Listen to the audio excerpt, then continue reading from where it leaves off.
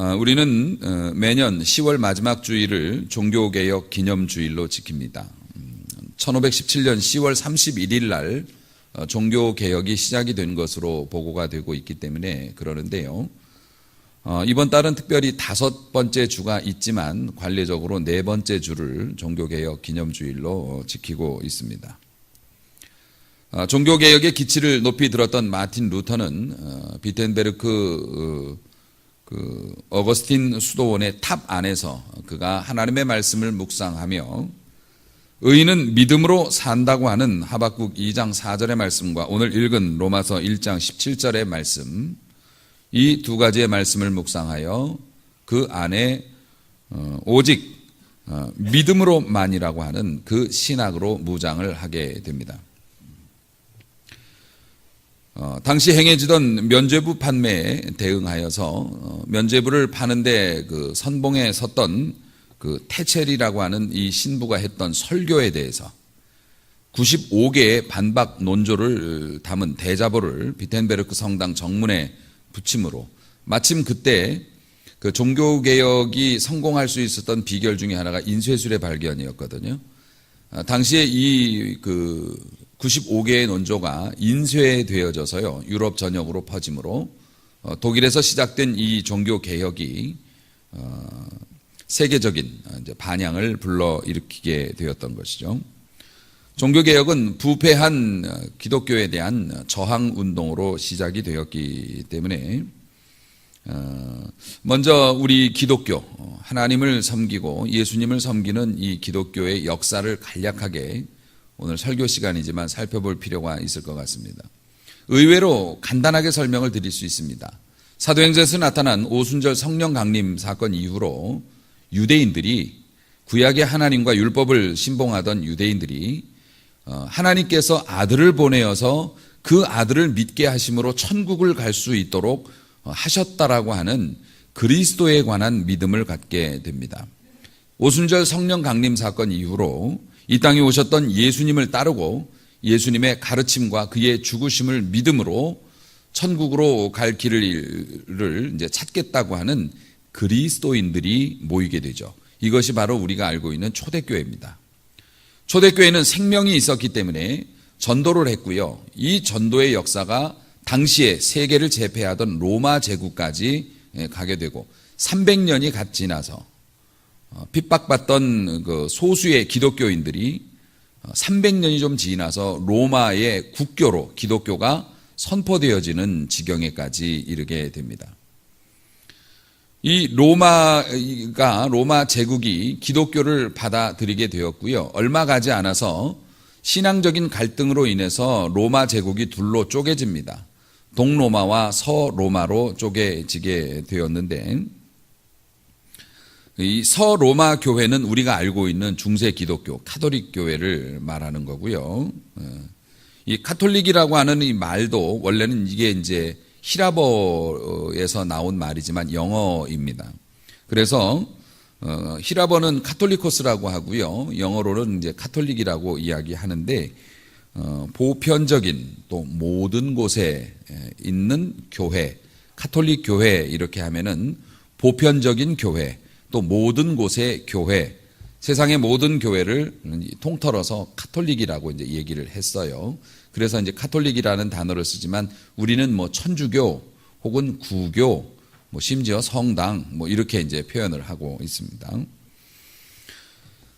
서로마 제국은 이렇게 카톨릭 교회로 성장을 했고요. 동로마 제국은 콘스탄티노플로 그 수도를 옮겨 가지고요. 비잔틴 제국의 교회가 되죠. 우리가 알고 있는 동방정교회를 의미합니다. 이 동방정교회는 그 돌궐족이었던 오스만 터키가 그 콘스탄티노플을 점령함으로 말미암아 이슬람 세력 안으로 편입이 되게 됩니다. 이슬람 교도들은 그 지역을 자기들이 점령을 했지만 종교를 살려둡니다. 대신에 굉장한 핍박을 하죠. 심지어 한참 이슬람 제국이 처음에 그곳을 이제 점령했을 때는 자신들의 그 이슬람 사원은 하늘 높이 닿도록 짓고요. 하나님을 섬기는 교회를 말살하지는 않았지만 교회의 높이를 제한했어요. 건물의 높이. 1m. 건물의 높이가 1m면 우리 허리밖에 안 됩니다. 그러니까 땅 속으로 들어가라고 했어요. 그 정도로 그 압박을 가했고요. 그리고 이 동방 기독교는 동로마 제국의 기독교는 이렇게 화석화가 되어져서 지금 그 사람들 믿고 있는 동방 정교회의 교회나 이런 데 들어가 보면 교회라기보다는 꼭 어디 선앙당에 온 것 같이 온갖 그 그림과 막 이상한 장식들로 얼룩져 있고 분위기도 그렇고 사실 교회라고 하는 느낌을 갖기에는 좀 그런 면이 있습니다. 자, 우리 개신교는 카톨릭의 부패에 대항해서 생겨난 것이기 때문에 당시의 중세 기독교를 좀 더 살펴보면은요. 당시 중세 기독교의 문제는 정말 광범위했죠. 교회가 권력을 갖고 있었기 때문에 일반 민중들에 대해서 대단히 무자비한 행동들을 했습니다. 교회를 지킨다는 명목하에 마녀 사냥을 했고요. 또 정치적인 이유 때문에 십자군 전쟁을 벌였고요. 또 십자군 전쟁과 성당 건축을 위해서 돈이 필요했기 때문에 면죄부를 판매를 하고 말도 아니었습니다. 거의 1000여 년 가까운 그 세월 동안에 딱딱하게 굳어진 그 속에서 하나님의 영광과 하나님의 말씀보다는 인간의 생각이 판을 치는 그냥 암흑소굴이었던 거죠. 그 중에서도 결정적으로 종교개혁을 촉발시켰던 문제가 면죄부 판매에 관한 문제였습니다. 면죄부라고 하는 것은 죄를 용서받을 수 있는 증명서가 면죄부입니다. 이거를 돈 주고 살 수 있었다는 거예요. 헌금하면 영수증을 떼어줬다는 거예요. 그 영수증이 면죄부라는 겁니다. 중세교회는 이것을 팔기 위해서 연옥이라고 하는 개념을 만들었습니다. 지금도 캐톨릭은 연옥 개념을 가지고 있습니다. 이 연옥설이라고 하는 건 가톨릭 교회의 종말론을 대표하는 사상인데요. 이겁니다. 연옥은 천국과 지옥 중간에 있는 중간지대입니다. 다시 말해서 천국에 들어가기도 애매하고 지옥에 보내자니 아까운 사람들이 연옥으로 가게 된다고 주장을 하는 겁니다. 다시 말해서 우리 아버지가 돌아가셨는데 우리 아버지가 교회를 안 다녔어요. 예수님을 안 믿었어요. 세례도 안 받았어요. 그런데 우리 아버지가 너무 착한 분이시고 우리 아버지가 사회사업을 해서 병원도 짓고 고아원도 짓고 막 이랬어요. 너무 착한 분인데 교회만 안 다녔어. 근데 이런 분을 지옥 보내기가 좀 그렇잖아요. 그렇다고 천국으로 가기도 애매하고 어린아이가 태어나서 얼마 살지 못하고 죽었어요. 이 아이는 선악간에 분별이 안 되고 죄를 지을 기회조차도 없었어요.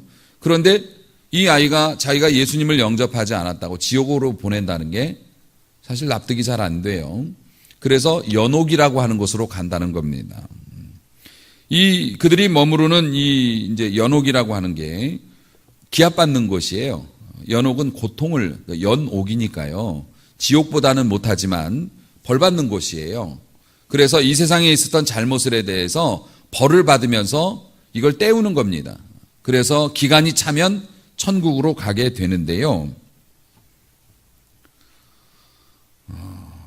이 기간을 단축시킬 수 있다고 말하는 거예요. 너희 아버지가 지금 연옥에 가서 고생하고 있는데 네가 이번에 성당 건축을 위해서 얼마를 헌금을 하면 너희 아버지의 이름으로 헌금을 해라. 그러면 교회에서 증서를 떼주는데 그 증서를 떼면 연옥에 있는 너희 아버지가 마일리지가 이게 쌓여가지고 업그레이드 된단다. 이거예요. 이코노미 타고 가는데 네가 이거 여기서 돈 내면은 퍼스트 클래스로 업그레이드가 된다. 이런 개념을 이제 전파를 했어요. 그런데 사랑하는 성도 여러분, 이제 루터와 종교개혁자였던 루터 혹은 칼빈 이런 사람들은 성경은 연옥이 어딨냐 이러면서 그들의 교리를 이제 정면으로 반박한 거죠. 성경은 사람이 죽으면 생명이 끊어지는 순간 천국 아니면 지옥으로 간다라고 말씀하고 있습니다. 하지만 중세 가톨릭은 성인의 이름, 다시 말해서 위대한 신앙생활을 했던 성자들, 그들의 이름으로 올리는 죽은 자를 위한 기도와 면죄부를 통해서 연옥에 있는 죄인들이 천국으로 올라간다라고 가르쳤고요. 하지만 이 종교개혁자들은 이렇게 봤습니다. 오직 부패한 인간이 하나님의 나라에 들어갈 수 있는 것은 인간의 공로나 인간의 노력이나 물질로 되는 것이 아니고 오직 우리를 위하여 죽으신 하나님 예수 그리스도의 피를 믿는 그 믿음과 십자가만으로 하나님의 나라에 들어갈 수 있기 때문에 면죄부를 사가지고서 죽은 영혼이 지옥에서 천국으로 옮겨진다고 하는 것은 예수 그리스도의 십자가를 부정하는 것이고 예수 그리스도 나 외에 다른 길이 없다라고 말씀하신 그 주님의 명령을 어기고 샛길이 있다라고 교회가 가르치고 있는 것이기 때문에 우리는 이것을 받아들일 수 없다. 95개의 논조가 사실 그게 주된 내용이었던 거죠. 결국 예수의 십자가의 능력을 무력화시키려고 하는 행동에 대해서 반기를 들었고요. 교회를 개혁하려 했고 이것이 이제 오늘날 개신교, 그 개혁교회의 준말입니다. 개혁신앙을 가진 교회, 리폼드 처치 다시 새롭게 만드는 그런 이제 개혁교회, 개신교회의 토대가 되었던 것이죠. 근래 들어서 카톨릭 교회에 대해서 말입니다. 요즘에 말입니다. 카톨릭 교회를 개신교의 원조, 카톨릭에서는 우리 개신교를 집 나간 자식이라고 얘기하니 돌아오라라고 얘기를 한다고 하는데요. 사람들이 개신교의 원조이기 때문에 성당 다니는 거 괜찮지 않는가, 혹은 엄숙하고 경건한 예배 형식이나 또 사회의 진보적인 또 사회 발전을 위해서 진보적으로 이렇게 행동하는 천주교의 모습, 이런 성향에 매료돼서 카톨릭으로 개종하는 개신교인이 많다라고 하는 뉴스도 심심치 않게 봅니다. 뿐만 아니라 카톨릭이 가지고 있는 연옥관이라고 하는 것이 우리의 이성과도 맞아서 그게 합리적으로 보이기도 하고요. 또 술 문제나 담배 문제, 제사의 문제에 대해서 관대하고 타 종교에 대해서 배타적이지 않은 캐톨릭 교회의 그 분위기가 내 마음에 더 맞다 해서 호감을 갖는 분들도 많이 있는 것이 사실입니다. 하지만 신앙이라고 하는 것은 지켜야 할 것을 지킬 때 의미가 있는 것인데요. 우리의 신앙의 모범과 교본은 하나님의 말씀, 성경이고요. 성경이 말하지 않는 것은 아무리 호감이 가고 아무리 이성적으로 합리적으로 보인다고 해도 하나님의 말씀이 가르치지 않는 것을 따라가거나 만들어내는 것은 올바른 신앙이라고 결단코 말할 수가 없죠. 지금도 가톨릭은 면죄부를 개혁하지 않았습니다. 무슨 소리냐고, 우리 성당에서 면죄부 안 판다고. 면죄부라는 말은 안 하죠. 하지만 지금 성당에서는 대사령이라고 말한다고 합니다. 물론 저도 어렸을 때부터 교회를 다녔고 성당에 가서 신앙생활하거나 교리교육을 받은 적은 없지만 자료를 통해서 저도 이것을 접근하고 있습니다만은요. 가톨릭 교리에 따르면 죄를 용서받는 것은 고해 성사와 세례, 이것입니다. 고해 성사를 통해서 죄를 용서받으면 신부님하고 대화를 하잖아요. 죄는 용서받지만 벌은 남아 있습니다. 이게 무슨 얘기냐면 내가 남의 밥을 한 그릇을 훔쳐먹었어요. 훔쳐먹은 죄는 신부님이 하나님의 이름으로 용서를 해줬대요. 그 죄는 용서를 받았지만 내가 그 밥을 먹었기 때문에 그 사람이 밥을 못 먹어서 배가 고팠으니 그것에 대해서는 값을 치러야 한다는 거예요. 그런데 그 사람을 만날 길도 없고 이미 지나가 버린 일이기 때문에 거기에 합당한 뭔가를 해야 되는 거죠. 옛날에 이제 돈을 내라고 했고요. 뭔가를 해야 되는 겁니다. 그래서 이게 이제 만약에 때를 놓치고 못했잖아요. 그럼 죽어서 몸으로 때워야 되는 거예요. 그게 연옥으로 가서 고생을 한다는 이제 그런 교리인데, 이 그 대사령이라고 하는 게 대사면령이에요. 우리나라 같은 경우에도 8.15 광복절이나 이럴 때 보면은 대통령이 사면령을 내리죠. 그래서 아직 너는 더 벌을 받아야 되는데 즐거운 날이기 때문에 내가 사면을 한다. 그래서 남은 형기를 마치고 출소하는 사람들이 생깁니다. 베네딕토 16세 교황도 대사령을 내려가지고요. 대사면령을 내려서 온 세계의 카톨릭 교도들에게 너희들이 고해 성사를 하고 나서 치러야 할 그 값을 혹은 치르지 못해서 연옥에 가서 고생을 하면서 갚아야 할 이런 것들을 내가 교황이 됐으므로 사면해 주노라. 그렇게 해서 교황들이 가끔 대사령을 내린단 말이죠. 우리들이 볼 때는, 하나님의 말씀 중심의 개혁 교인들이 볼 때는 이거는 말도 안 되는 얘기입니다. 인간의 죄를 사하고 또 벌을 면하게 하시거나 그 벌을 집행하시는 분은 하나님이십니다. 모든 것이 주께로 나오고 주로 말미암고 주께로 돌아간다고 하는 말씀을 굳이 들먹이지 않는다고 해도요, 인간이 인간의 죄를 사하고 인간이 받아야 할 그 벌을 면제시켜준다는 논리 자체가 성경적이지 않다는 것이죠. 중세 가톨릭 교회는 돈으로 면죄부를 샀습니다. 면죄부를 샀다는 얘기는 결국 돈으로 천국을 갈 수 있는 길이 있다라고 주장한 거하고 똑같죠. 이것이 가톨릭을 부패하게 만들었고요, 종교개혁의 원동력이 됐는데요. 자, 그렇다면 그렇게 해서 개혁된 우리 개신교는 어떨까요? 오늘날 우리의 교회는 어떨까요? 이 땅의 교회는 어떨까요? 불행히도 크게 다르다고 말씀드릴 수가 없겠습니다. 어떤 대형 교회의 목회자는 설교에서 이렇게 이야기합니다. 우리가 여러분이 부자가 못 되었다면 부자가 못 된 것은 하나님의 은총을 받지 못했기 때문이다.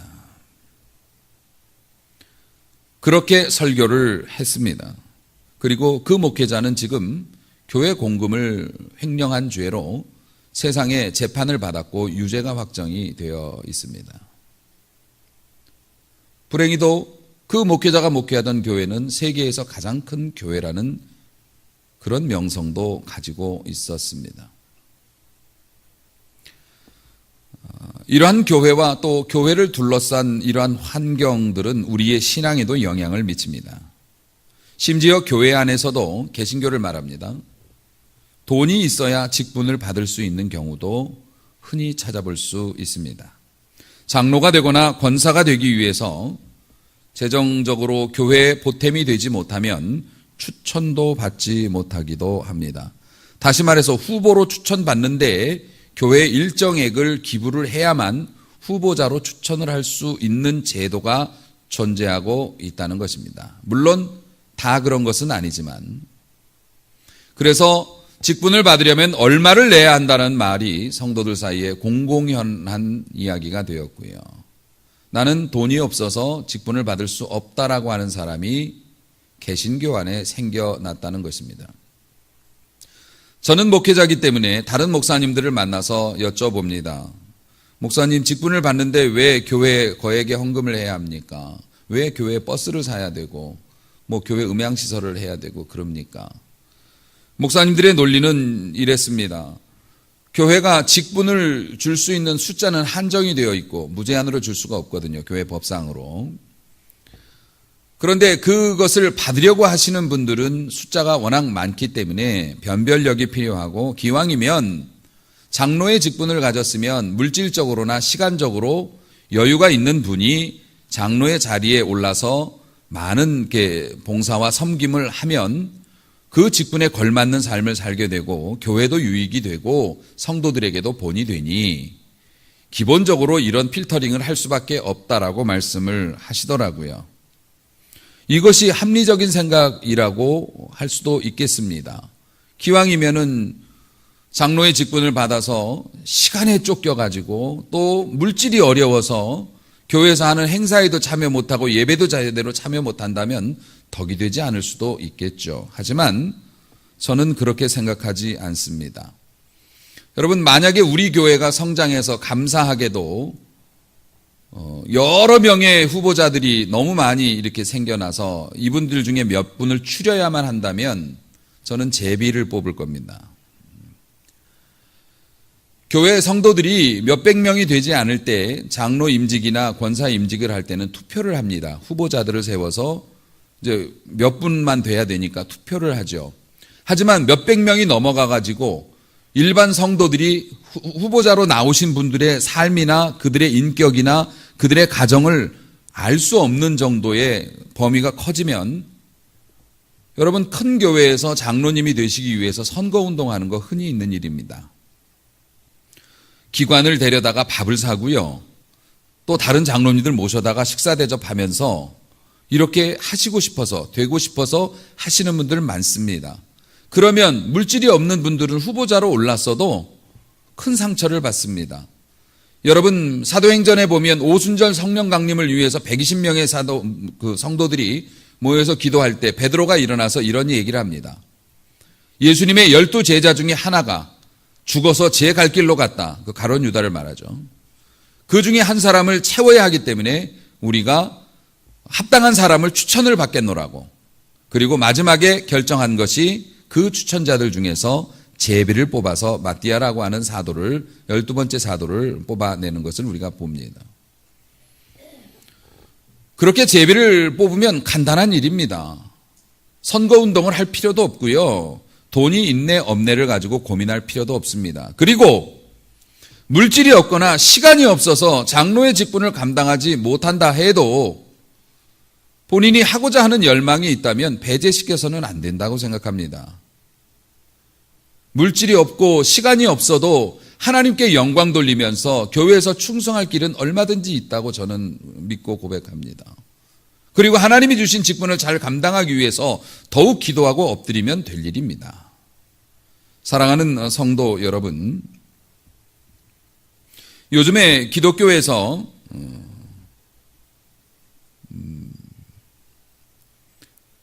종교인 과세에 관해서 개신교에서 반대한다는 뉴스를 때문에 세상이 시끄럽습니다.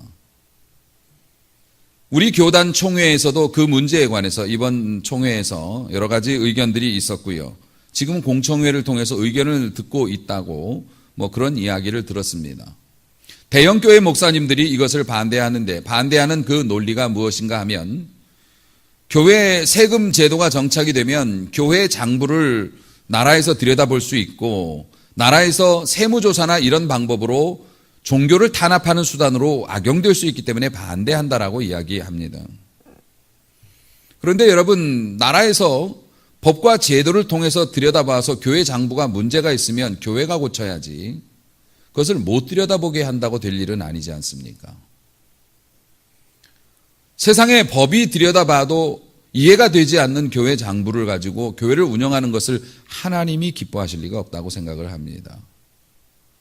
그렇기 때문에 저희 교회는 몇 주 전에 저희 당회원들과 당회를 열어서 총회에서는 아직 결정을 내려주지 않았지만 우리 교회 자체적으로 종교인 과세에 대해서 우리 교회의 입장은 그 종교인 과세 문제를 지지하고 그것이 법이 되어서 선포가 된다면 우리 교회는 거기에 적극적으로 참여하는 것으로 당회에서 의견을 모은 바가 있습니다.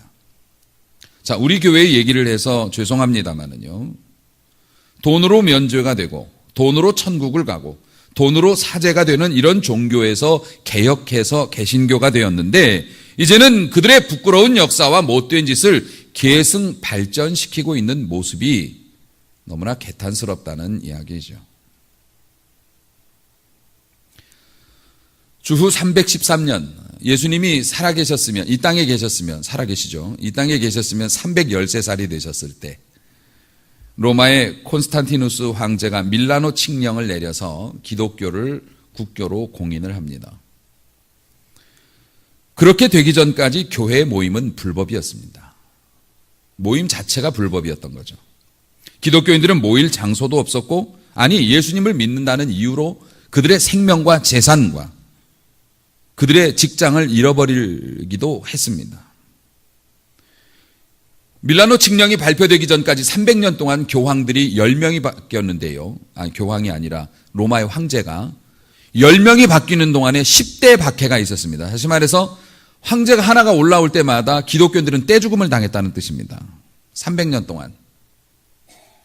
로마 황제들은 자기가 신이라고 추앙을 받기를 원했습니다. 그런데 유독 기독교인들만 우리의 신은 하나님과 예수님밖에 없다라고 하고 황제를 숭배하라는 명령을 거절하고 일부러 미운 짓을 하는 것처럼 보일 정도로 그렇게 올곧은 신앙을 가졌죠. 이게 눈에 가시였기 때문에 정말 떼죽음을 당했습니다. 비참하게 죽음을 당했죠. 교회는 건물도 없었습니다. 교회는 시설도 없었습니다. 교회는 모일 곳이 없어서 사람들이 꺼려하는 지하 무덤으로 들어가서 그들끼리 불을 켜들고 목숨을 걸고 예배를 드렸지만 여전히 그 시대에 교회는 존재했고 누구도 공식적으로 인정해 주지 않았지만 누구도 그 시대에 교회가 없었다고 얘기할 수는 없었습니다. 그런데 기독교를 이제 콘스탄틴 황제가 공인을 하고 로마 제국을 통일을 하게 되는데요. 그리고 나서 사정이 달라지기 시작합니다. 황제를 따라서 신앙 고백을 하면 얻어지는 것이 많았고요. 목회자들이 공무원이 되었고 교회는 나라의 지원을 받습니다. 그렇게 되니까 격식이 없었던 교회와 교회 예배는 화려한 복장과 향불과 성가대 막 화려한 장식과 엄청난 규모의 성당과 이런 것들로 치장했고 황제를 숭배할 때처럼 예를 갖추어서 예수님을 숭배하는데 황제와 귀족들이 예배를 드리는 찬란한 광경을 돈이 없는 서민들은 먼 발치에서 지켜보기만 할 뿐이었고 기독교가 국교가 됨으로 말미암아서 교회는 커졌지만은 오히려 일반 민중들 백성들과 하나님 사이를 교회가 가로막는 지경이 되고 말았다는 거죠. 라틴어로 쓰여진 성경을 일반인들은 읽을 수도 없었고요. 예배 시간이 되면 사제가 금으로 칠이 되어진 큰 성경책을 쭉 펴서 한번 보여주고 닫고 올려놓고 그렇게 말씀을 강론하니 일반 성도들이 하나님의 말씀을 접할 기회도 없었고 사랑하는 성도 여러분, 교회는 원래 에클레시아라고 얘기합니다. 회중들의 모임입니다. 이 건물이 없고 이 땅이 없어도 우리들이 어디에서든지 간에 손을 붙잡고 예수의 이름으로 모이면 그곳이 교회입니다. 그것이 에클레시아입니다. 그런데 요즘 세상에는 에클레시아가 아니고 바실리카라고 얘기합니다. 바실리카라는 말의 뜻은 공공 건물이나 공식 집회장을 의미합니다. 다시 말해서 이 땅에 예수 믿는 공동체를 이제는 무슨 교회, 무슨 교회, 무슨 교회, 그 교회에서 나온 또 무슨 교회, 그 교회 부교역자가 개척한 어떤 교회, 이러한 브랜드로 교회를 평가합니다. 이제는 교회가 거룩한 성도들의 거룩한 고백이 있는 모임이 아니라 어떤 큰 시설과 건물 속으로 들어갔고요. 예전에 에클레시아 교회는 그 교회를 걸어잠글 수가 없었습니다. 왜냐하면 성도들의 모임이기 때문에 막을 수가 없는 거예요. 못 모이게 하면 저희 가서 모이면 되고 지하로 내려가면 되고 산으로 올라가면 되고. 그런데 여러분, 바실리카 교회는 교회를 잠글 수가 있게 됩니다. 그 교회 소유권을 가진 사람이 통제를 할 수 있습니다.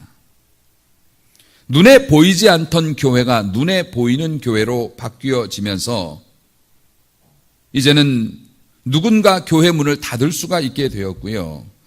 교회 문을 열고 닫을 수 있는 힘을 가진 사람이 교회를 통제합니다. 여기저기 십자가가 걸리고 성직자들이 멋지게 가운을 걸치지만 교회를 보호한다는 명목 아래 불법이 자행되어지는 것을 눈 하나 깜짝하지 않고 목사님의 말 한마디에 수많은 사람들이 이리 가고 저리 가면서 하나님께서 이 땅의 교회를 어떤 눈으로 바라보실지에 대해서 고민을 해야 할 때라고 생각을 합니다. 한 신학자는 이렇게 고백을 합니다. 교회가 1세기가 넘는 박해, 칼날과 위협, 그 박해를 견디고 살아남은 게 기적이고 그보다 훨씬 더 긴 세월 동안 제도화되고 타락한 그러한 환경을 견디고 교회가 남아있는 게 더 큰 기적이라고.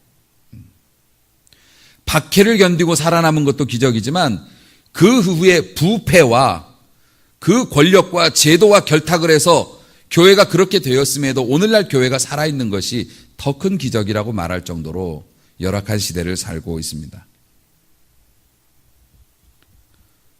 교회의 직분은 구원의 요소가 아닙니다. 여러분 장로님들 되실 때 제가 교육 시간에도 그렇게 말씀을 했고요. 교회의 직분은 구원의 요소가 아닙니다.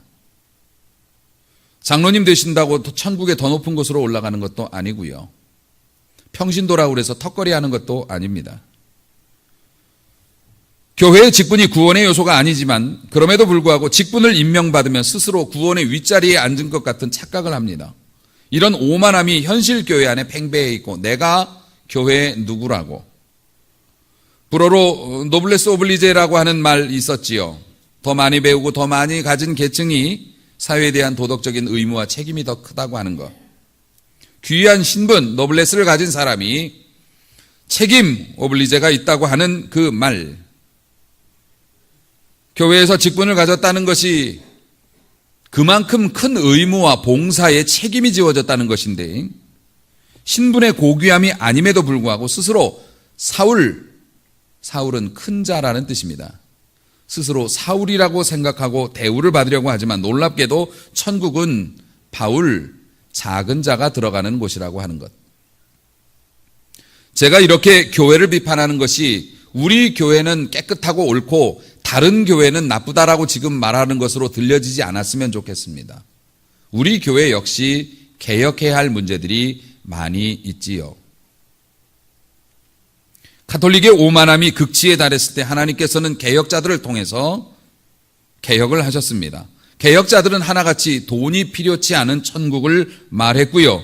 면죄부나 연옥이나 사제의 결정이나 그러한 것으로 천국의 문이 열리는 것이 아니라 마틴 루터가 외쳤듯이 오직 믿음으로, 오직 은혜로, 오직 하나님의 말씀으로, 오직 예수 그리스도의 십자가와 그 십자가를 믿는 믿음으로 천국 문이 열린다고 하는 사실.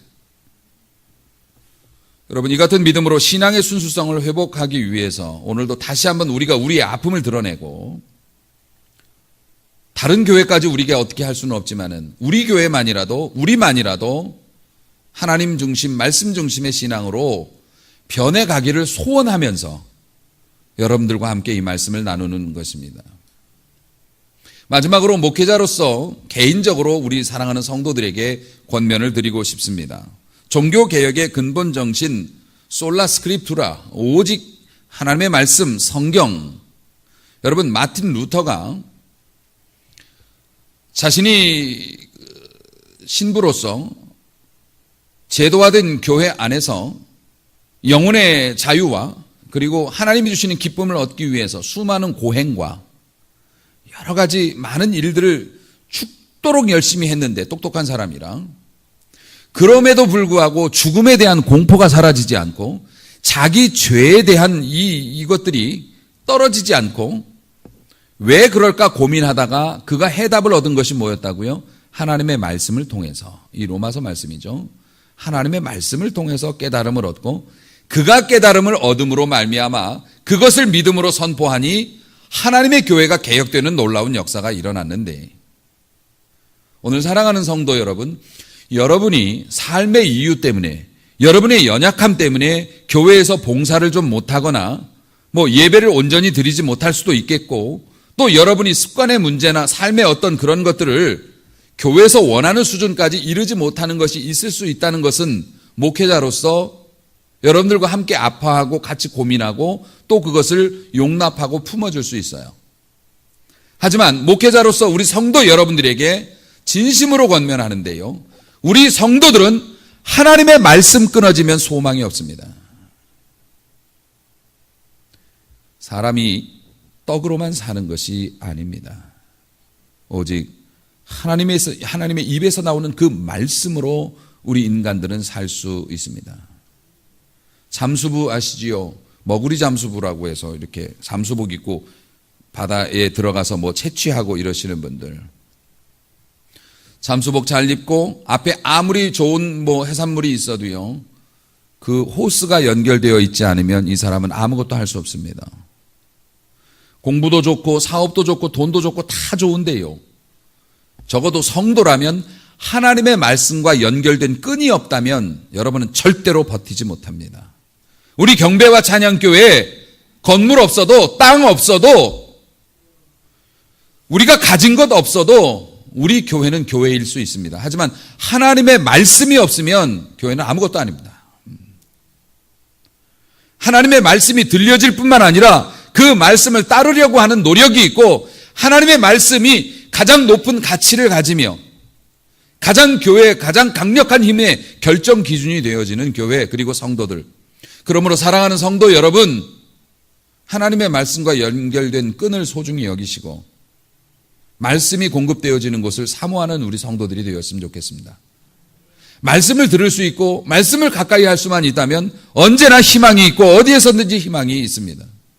사랑하는 성도 여러분, 오직 말씀을 의지할 때 생명이 있고 길이 있으므로 모름지기 의인은 여호와의 말씀으로 인하여서 살아나게 된다는 사실. 오직 믿음으로 사시기를 축원합니다. 오직 말씀대로 사시기를 축원합니다. 인본주의 신앙이나 편리한 것에 현혹되지 말고 하나님의 말씀을 들고 그 말씀대로 살면 여러분을 당할 자가 없을 것이고, 오늘도 비록 작지만 우리 교회는 이 땅에 밝은 하나님의 말씀의 불을 비추어서 잃어버린 영혼들이 길을 찾는 일에 쓰임받게 될 거라고 생각합니다. 이 종교개혁의 정신을 본받아서 늘 하나님 앞에서 새로워지는 교회로 성도로 쓰임받으시기를 주님의 이름으로 축원합니다.